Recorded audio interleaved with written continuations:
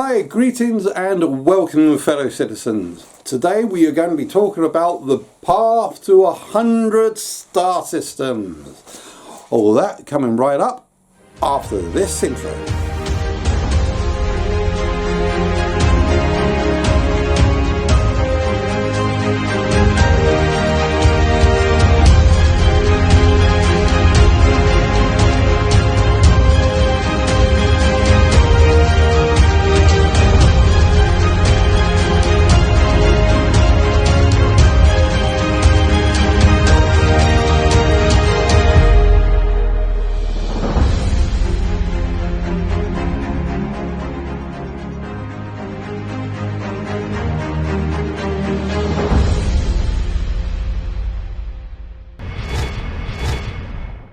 Greetings and welcome again fellow citizens.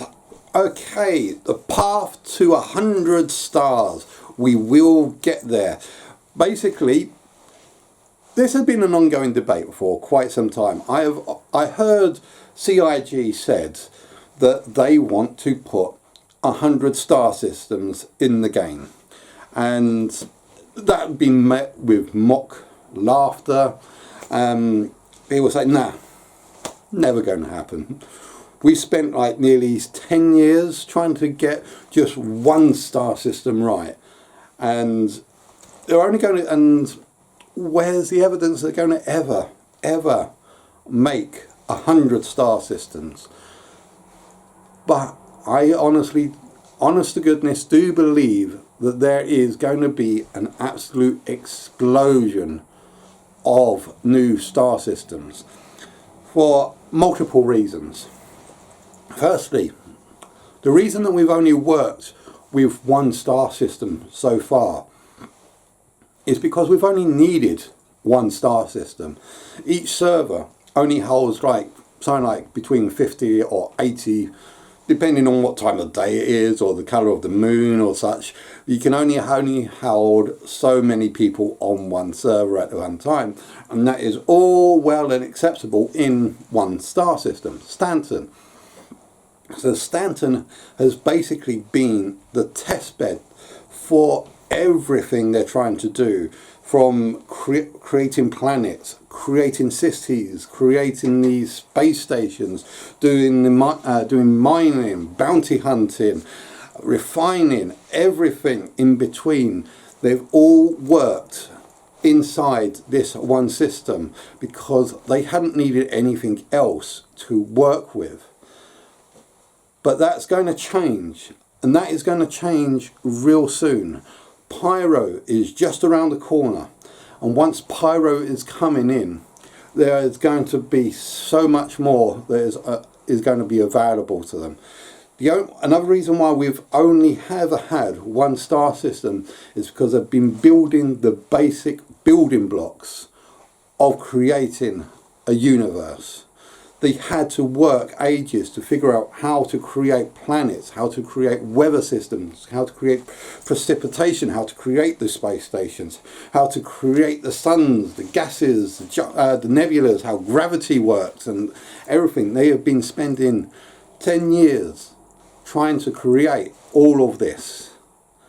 And once they have created all of this, then it will be just a matter of copy paste. Well, okay, maybe a little bit more detailed than just copy paste, but everything is now going to be there, ready for them to make another system and another system and another system.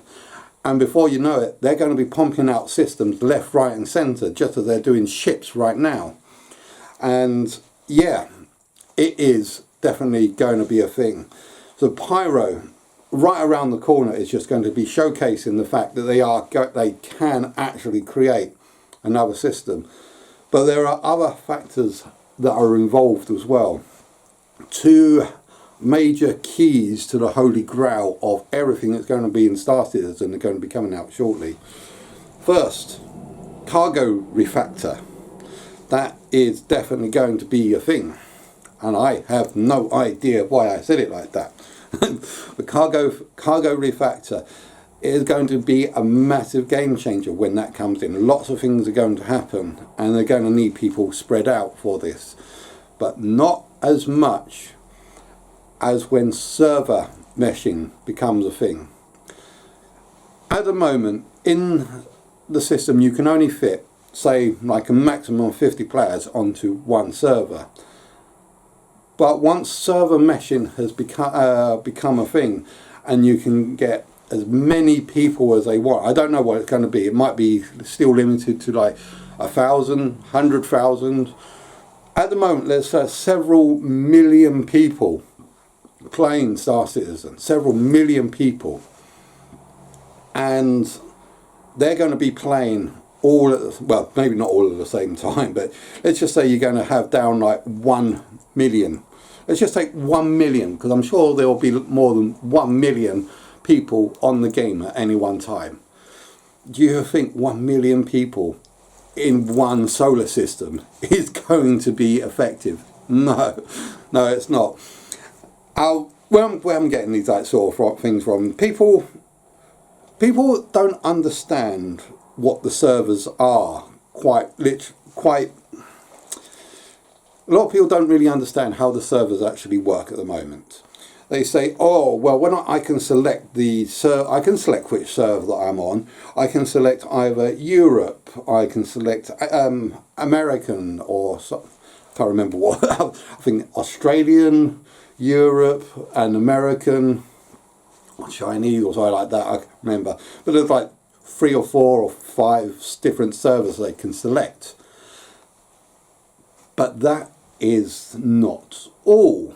Each one of those servers has a whole list of servers underneath them. Let's just take the European server, because sometimes people think they're going on to the European server, there's just one server that holds all the things for the European. And say, no, that's not the case. They're sorry, I don't know how many servers there are, but there could be like 50 or 100 servers under the European server. And when you click on the European server, you have no idea what number of that server that you're on. You just know that it's on the European branch. And when you click on best server for you, you're not looking for just like the best server with the highest lag. Well, actually, I don't know, you probably could be.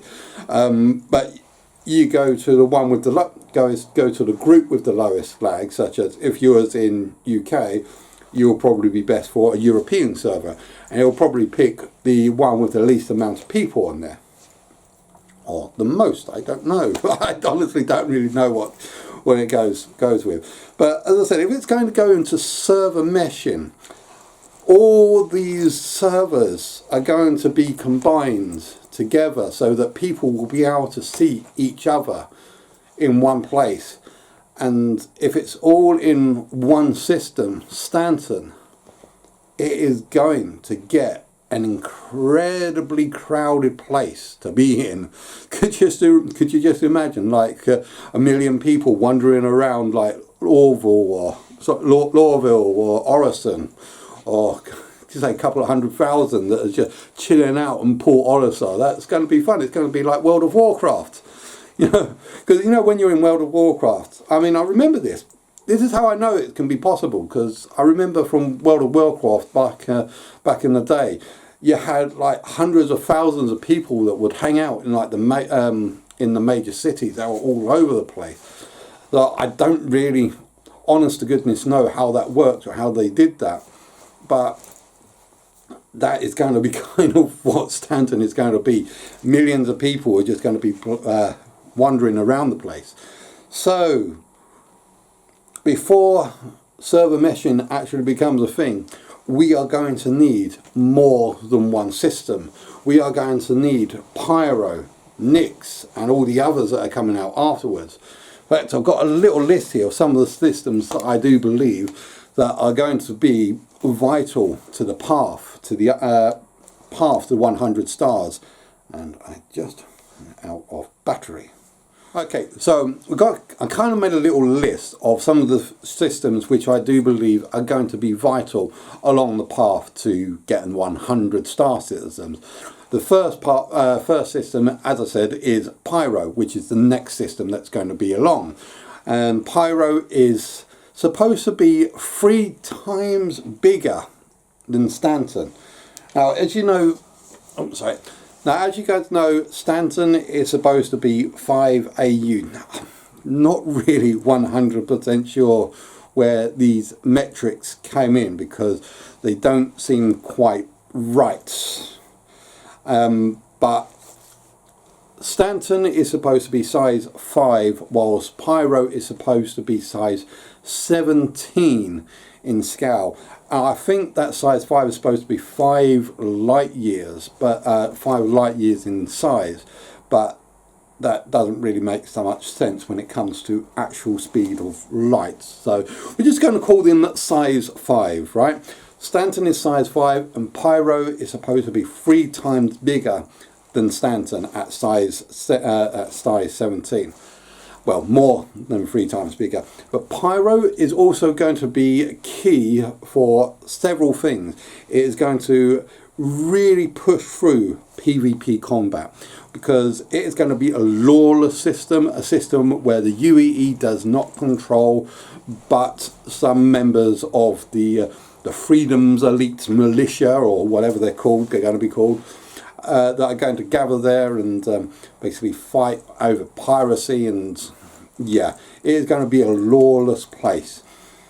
But another thing, I think one of the reasons that it's going to be so big, it's not that big compared to some of the other systems we're going up against, but it's going to be quite big because refueling, we're going to need places for people to refuel. And also they're going to hide some things in such large spaces for those who want to explore and get the scanning system out to be able to find things like derelicts and other things that you can possibly salvage out in the verse. So yeah, that is where Pyro's second testbed is going to be. Up to now we've only had Stanton, but Pyro is going to be where where the next load of testing is going to be for, like as I said, PvP combat, exploration, refueling, and also long distance transport, because some ships are not going to be able to just go from point A to point B because their little tankers won't be able to handle it, and they're going to need proper transport. And so passenger mechanics might be coming in. You know me, I like my good old passenger mechanics and ferrying. After that, I do believe that they were going to have other places like Nyx. It's going to be the third system after Pyro. That's not confirmed yet, but we do believe that Nyx is going to be... Or is it confirmed? I don't know. We'll have to find out. Let me know down below if Nyx is actually the confirmed third system or the system after Pyro that's going to be in place. But here are like some of the things that I think that we're going to be getting after these systems have been in place, such as Mangus and Terra, which are jump points that are right next to Stanton, but these are massive size 3 jump points. So when you're going from one system to another, you've got 3 types of wormholes that you can use: small, medium and large. Now the small mediums will only probably be able to handle things like light fighters and such. So I say medium or small, but small jump points will only be able to handle things like light fighters. Mediums will be able to hold some of the bigger ships, such as like maybe the 890 jump, or anywhere from like the Constellation series to like the 890 jump. I don't know, we're going to have to see. But the large ones are going to be for like the big daddies, such as like the Bengal carrier is going to be a massive ship, and all the ships above the Bengal carrier like Pegasus, Driller, the Retribution. Is it the Retribution? Or yeah, I think it's the Retribution. Damn it, I'm losing. I can't remember my names now. But yeah, there are lots of ships that are bigger than the Bengal carrier, and those big massive mofo of ships, unless they have their own jump drives that will get them from star systems to another, they need the big warp gates. But that could possibly be how it's going in the future. Little prediction here. The large ones will only be able to handle some of the bigger ships, such as like the Javelin, but the ships over that size can't use jump points, but will have their own internal warp drives that get them from star system to star system. That's a guess. I don't know. We'll see how it turns out if that's the case. But after that, I saw Nexus was on the line, as it is quite near in the near Stanton, so it should be along the way. Sol, oh yes, Sol, our home planet, Earth, Prime, Sol Prime. So I certainly believe that you can't really have it out there on the map for us to see and not make it. They have to. They're going to make Earth, and they're going to make it like the home for the UVE. So another star system I saw was Idris, because you can't have a ship called Idris and a name of a star that's called Idris and not be able to go there. I certainly believe they're going to create that star system, Idris. But my personal favourite, chromosome, I think that's the name of the word, chromosome, or as I like to refer to it, as the home of Synthworld. Because I voted for Arden, who basically really was trying to push forward for Synthworld. I believe that when Synthworld comes in, it will be a prime source for industry and transportation, because building a whole world of mechanics, a completely artificial world, is going to need of lots of salvage on scrap metal and materials and such. So it is going to be a prime candidate for selling all of your materials off. So you probably might want to start off in Stanton, mining all these minerals and such, and then put them all on a great big massive hole D or hole E to fill that up. And then there'll be just like fleets of these travelling through the verse to go to Synthworld to be able to sell off all of their materials and make absolute massive moolah along the way, as long as they're not blown up by pirate ships. So therefore, keep an escort ship with them. You'll need to keep escort ships, especially when travelling around Holdies.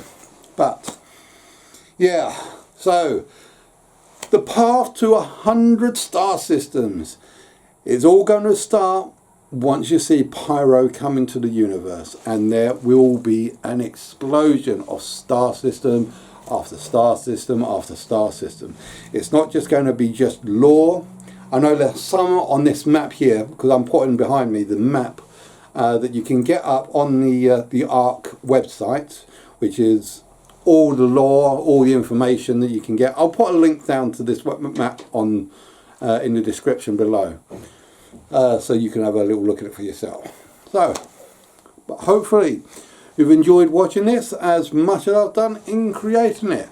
Don't forget to like and subscribe, and I'll see you guys out there.